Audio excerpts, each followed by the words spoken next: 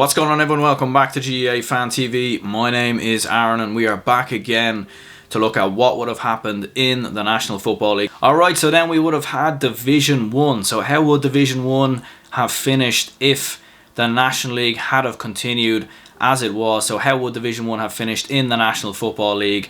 And I mean, Division 1, very interesting division. I mean, I think one common theme in the National Football League has been, when we've looked through a lot of these divisions, has been that there's a lot of inconsistency. I mean, obviously a lot of the big teams are still trying out young players. It's a pre-season tournament in many ways for the championship. It's preparation for the championship.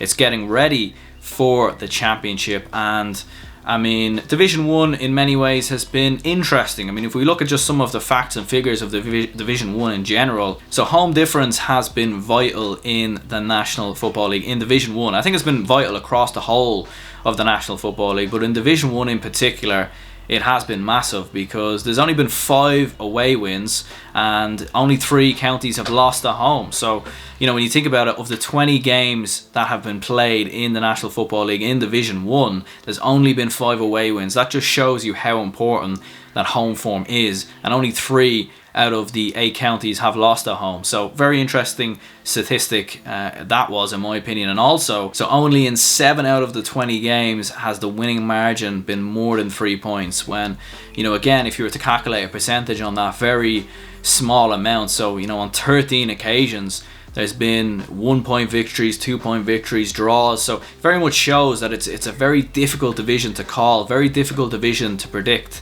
But what we are going to do is try best break down what has happened so far and what I think would have happened in the last 2 games. Now, obviously, as we know, the National Football League will continue at some point in October, but had it have continued on as normal, how would it have looked and how would it have finished? So yeah, let's get straight into it. So fortunately for bottom of the table, Meath, I think they're gone. You know, they've lost all 5 games, unfortunately. They've been a bit unlucky at times. You know, they've had a 1-point loss, I believe, to Galway, and then a 1-point loss against Mayo as well. They looked decent as well when they played Kerry. So Meath have been a little bit unlucky, in my opinion, at times this season to have 5 defeats. And unfortunately, their last 2 games are both away, and they're both away to Dublin and Monaghan. Monaghan haven't been beaten at home, and Dublin haven't been beaten at home either this season. And I just cannot see how they'd get anything from those 2 games. So unfortunately for Meath, despite looking quite impressive at times in Division 1, I think they would have been relegated and they wouldn't have got any points on the board. And then you had Mayo, who have this phenomenal record in Division 1 of not being relegated since the 1990s, I believe. And you know, it looks like it potentially could continue for a little while longer in any ways. But had the season have continued as normal, I think they would have been relegated. I still think they probably will be anyway. You know, last 2 games they're at home to Tyrone and they're away to Galway. In terms of how they've gone on at times, I mean, they've looked decent sometimes. You know, they battled back against Donegal, got a draw. They were a bit disappointing against Dublin when they played them at home. And they've had a couple of good results. You know, you're looking at the likes of James Durkin and Brian Reap. I mean, in particular, James Durkin in that game versus Donegal, when he battled back with that late goal to kind of rescue them. Mayo they're very much in transition. You know, they've had all them years of battling for All-Ireland titles, getting to finals. It's been very difficult for them to adjust and kind of get back on that trail again.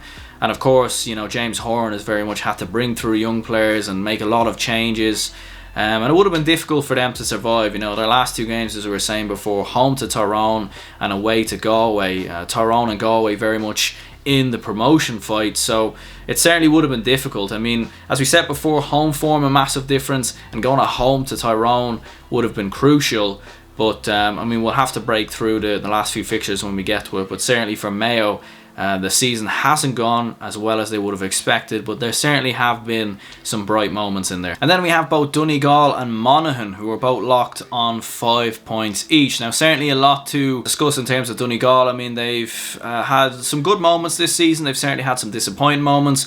They could be a lot higher in the table. I mean, I'm looking at that game versus Dublin in particular, where they had that game within reach. That game was there to be won, and they managed to let it slip in the final moments, and unfortunately, you know, lost that game. If you're talking about Donegal winning that game, they would have been up there with Galway, and you know, they would have been up there with Galway with 7 points. So it's been disappointing for Donegal in some respects. They have had some good victories as well. Home to Monaghan, away to Meath. They looked very bright. They've been quite high scoring in some of those victories as well, scoring 3 goals away at Meath.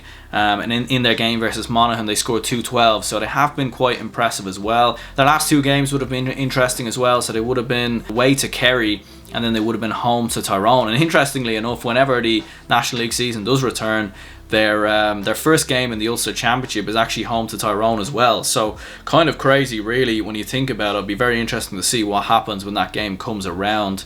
But Donegal, still a potential for them to get relegated, not impossible, and 2 difficult fixtures in many ways as well. You know, away to Kerry and then home to Tyrone, so it could have been very interesting to see how that would have panned out. Of course, we all know a lot of Donegal's talents, we know a lot of their players. I mean, obviously Michael Murphy in the midfield is the player that always gets mentioned, but in terms of some other players who've kind of stood out for me, Kieran Thompson looked very bright at times. Hugh McFadden has looked quite good as well, and of course Paddy McBrearty, it's good to see him kind of getting back to his best.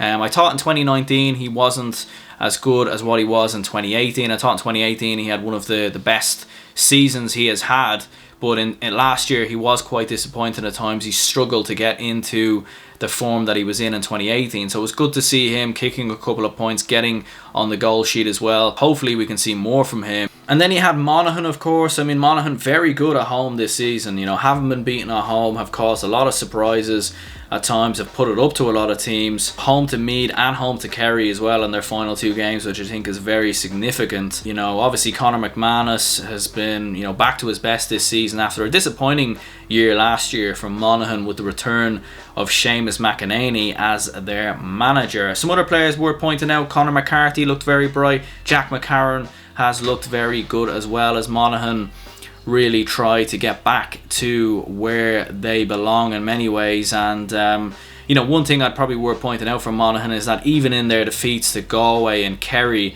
they've looked quite bright, they've looked quite positive, they've played good football at times, good attractive football. And you know, All-Ireland semi-finalists 2 years ago, so certainly Monaghan moving in the right direction. And then you had Dublin, who sat there on 6 points. Now I mean, Dublin, 2 wins, 2 draws and 1 defeat, and I'll be perfectly honest, even as a Dublin fan myself, Dublin certainly haven't been anywhere near their best this season. And in actual fact, I mean, they've probably been a little bit lucky in some of their games to get a draw versus Kerry and even get a draw versus Monaghan, and even in that game versus Donegal when they fought back late on. I mean, we could have been talking about Dublin in the relegation zone, but one of the big things about Dublin in the past couple of years or so, and I think it's been the same this year, has been their resilience. I mean, they just always seem to fight back when it's against them. They never give up, they keep going, and they also just have a very good squad. They can bring loads of players off the bench. You know, Cormac Costello can come off the bench. You've got young players coming through there like Aaron Byrne and Sean Bugler, so you've got a lot of players really coming through. Conor McHugh as well is looking quite bright. So Dublin are always bringing through young players. They always have an eye on how a lot of their players are doing at under 20 level. Actually, despite being quite poor a lot of the times this season, they aren't exactly in the worst position going into the last 2 games. You know, with 6 points, home to Meath, which I reckon they would have won. The only kind of caveat would have been that away game versus Galway, which I think would have been very difficult. And then you had Tyrone with 6 points, the same as Dublin, of course. And Tyrone have had a mixed bag in many ways. I mean, they had that awful 19-point defeat to Galway, but they also had wins at home over Dublin, and they also had quite an impressive win over Meath as well. And of course, if there's anything we know about Mickey Hart and Tyrone, he definitely loves using the National League to bring through young players, to test them out against the highest level opposition and see very much how it goes. And you know, home form again has been critical for Tyrone, getting victories over Meath, getting that victory over Dublin as well, despite all the controversy that came with that game. And they beat Kerry as well. They beat Kerry by a point at home, which I think was significant. So all their victories have come at home, again kind of, you know, resembling how important home form has actually been. Of course, for Tyrone, I mean, they've been without Cathal McShane a lot of the time. I mean, he's had to come off the bench a couple of times, a couple of cameo appearances here and there. Darren McCurry and Conor Myler have very much led the line for Tyrone up on attack, and they have been the ones who really kind of dragged Tyrone going forward. And of course, their last 2 games away to Mayo and home to Donegal. So I mean, the potential to claim promotion, but certainly it won't be easy. Home to Donegal and obviously away to Mayo, so it would have been interesting to see how they would have gone on there. And then you had both Galway and Kerry. So Kerry, obviously one of the big contenders to win the National Football League, or to win the National Football League this year, and obviously one of the contenders to win the All-Ireland Championship as well whenever it does resume. And we all know about Kerry's talents and the players they have, David Clifford, Sean O'Shea. We could list them all. But I think one of the impressive things about Kerry this year that makes them a little bit stronger than previous years is obviously the return of James O'Donoghue, the amount of experience he brings to the team, having him back in the side. And then of course Paul Murphy, new player on the scene, looked quite impressive in that game versus Dublin, kicked a couple of points. And there's always, up and coming young talents coming through this Kerry side. And their last two games would have been home to Donegal and away to Monaghan. Way to Monaghan would have been very difficult, but obviously home to Donegal is difficult as well in many ways. So and Kerry have looked quite impressive and maybe been a little bit unlucky not to get the victory over the line against Dublin. That would have probably propelled them into the Division 1 final most certainly. And then we have Galway, who probably, if you were going to talk about who has been the best team in 2020 in Gaelic football, who has been the most impressive, who has caught the eye the most, you would probably look at Galway. And Galway are on a lot of people's lips at the moment in terms of winning the All-Ireland this year. Maybe I wouldn't go that far. We'll have to see more of how they get on, but at times this season they have been outstanding. That 19-point victory over Tyrone was one of the best performances I've ever seen in the National Football League, and it was just outstanding the way they played, the way they just played through Tyrone. I know Tyrone had a couple of players sent off in that game, and the game was pretty much gone, and Galway just rattled away points in the last few minutes. But they just didn't ease off. Their fitness levels seem very incredible. Kicking 225 in a National Football League game is very much unheard of. So Galway at the moment looking very bright. And obviously Shane Walsh, he's been on the scene for a couple of years. Damien Comer, they have experience in this team. But then you've also got players like Adrian Varley chipping away with points. Michael Daly, Eamon Brannigan in midfield, kind of making a huge difference for this Galway side as well. So Galway looking very bright. There have actually been a couple of occasions other than that Tyrone win where they've been in close battles, where they've been behind and they've had to come from behind to win. 3 of their 4 wins have been by 2 or less two or less points in terms of winning margins. So Galway looking very bright, and obviously going into their last 2 games against Mayo and Dublin, a lot of potential for them to be in that Division 1 final. So in terms of the last 2 games, as I mentioned in the last video, of course, Wikipedia mixing up the last 2 set of fixtures. So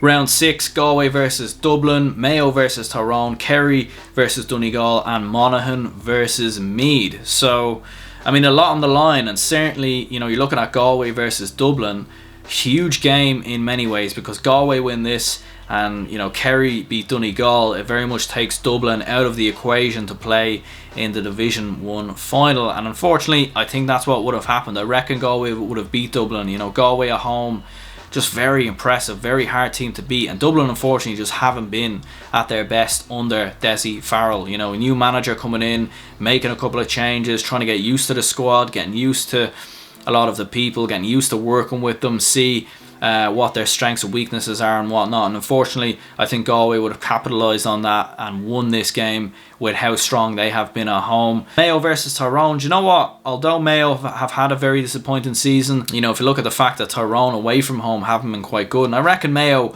would have won this game. I still think they get relegated anyway, to be perfectly honest, but I still think that Mayo would have produced a victory here and would have got over the line with a win versus Tyrone. You then had Kerry versus Donegal and Monaghan versus Meath. I think Monaghan beats Meath, and I think Kerry versus Donegal very close again, and I just think Kerry with that home form would have had a bit too much for Donegal, and certainly with what's on the line for Kerry. You're talking about playing in a Division 1 final, about rectifying what happened against Mayo last year in that final, so I reckon Kerry would have got the win here. So then on the last game you had Monaghan versus Kerry, and very tough one to call because Monaghan have been so good at home, but it's Kerry. Kerry are a very good team here, so very difficult one to call. It could easily be a draw.